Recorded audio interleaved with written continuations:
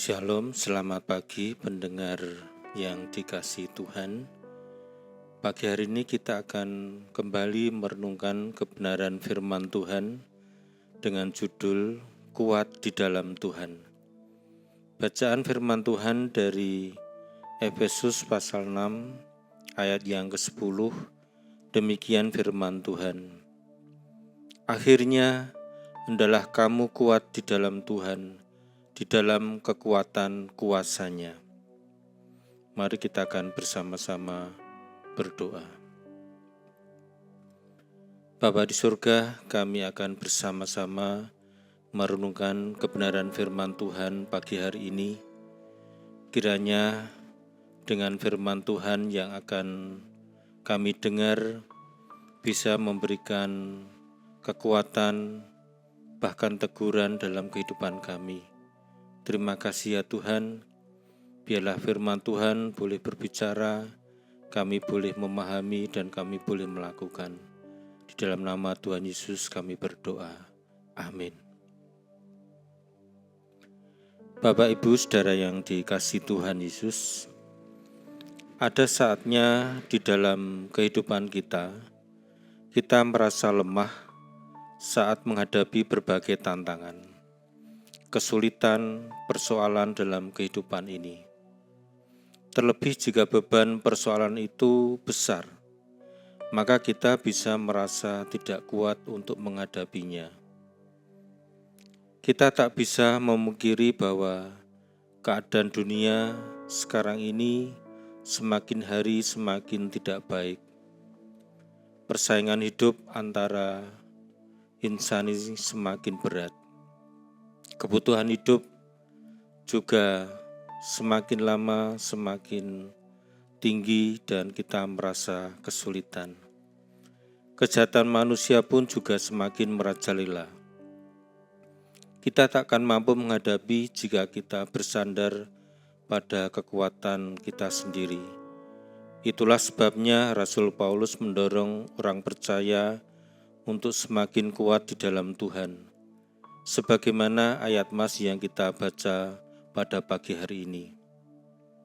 Seperti yang terdapat dalam Kolose 2 ayat yang ke-7.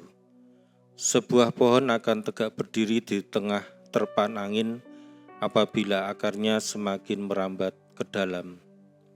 Hendaklah kamu berakar di dalam Dia, dibangun di atas Dia. Hendaklah kamu bertambah teguh dalam iman yang telah diajarkan kepadamu. Kita akan kuat menghadapi berbagai badai dalam kehidupan ini jika kita berakar di dalam Dia. Kita terus hidup di dalam kebenaran firman Allah, semakin mendalami kebenaran firman Tuhan, sehingga kita semakin memiliki hati, pikiran, keyakinan seperti yang Allah kehendaki. Tuhan Yesus di bumi memberi contoh bagaimana hidup seturut dengan kehendak Bapa, taat kepada Bapa dan melakukan pekerjaan Allah, sehingga Yesus mampu menghadapi penderitaan yang harus Ia tanggung. Memberi contoh bagaimana kita harus hidup taat kepada Bapa. Bapak Ibu Saudara yang dikasihi di dalam Tuhan Yesus, di hari-hari menjelang kedatangan Tuhan yang semakin dekat ini, iblis semakin gencar melayangkan serangannya. Dan untuk menghadapi serangan iblis kita harus mengenakan seluruh perlengkapan senjata dari Tuhan agar kita dapat bertahan melawan si iblis. Efesus 6 ayat yang ke-11. Salah satu perlengkapan senjata rohani adalah perisai iman. Dengan perisai itu, kamu akan dapat memadamkan semua panah api dari si jahat. Efesus 6 ayat yang ke-16. Pada zaman dahulu, perisai yang biasa dipakai oleh tentara Romawi adalah perisai dengan ukuran yang luar biasa. Tingginya bisa mencapai 1,3 meter dan lebarnya 1 meter. Perisai ini disebut skutum, terbuat dari kayu yang dikelilingi lapisan baja dengan logam di tengahnya.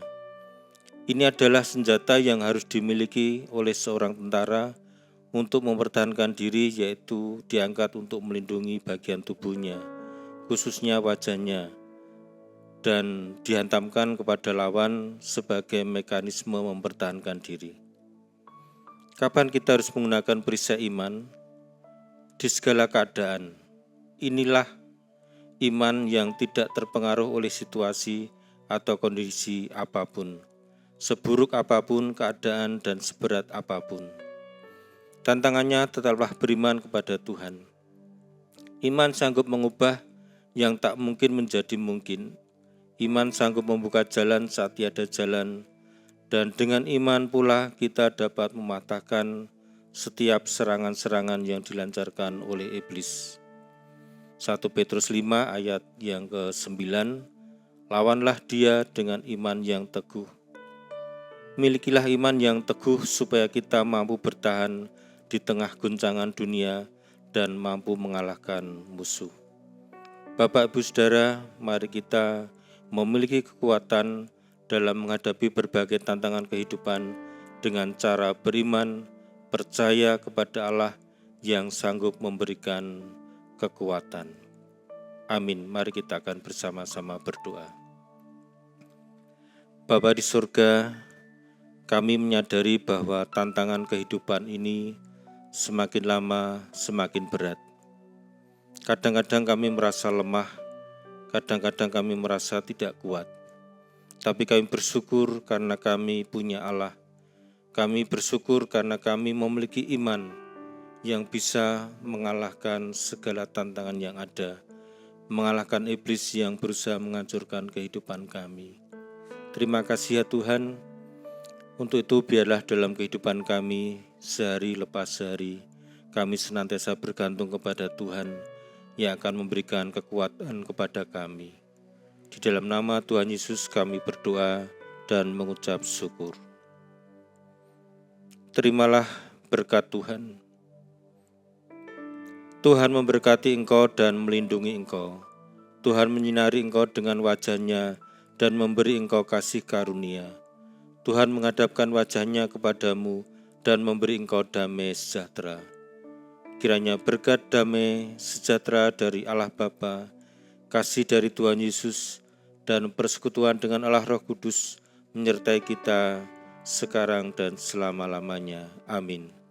Selamat pagi Bapak Ibu Saudara yang dikasihi Tuhan. Selamat beraktivitas. Kiranya Tuhan Yesus memberkati.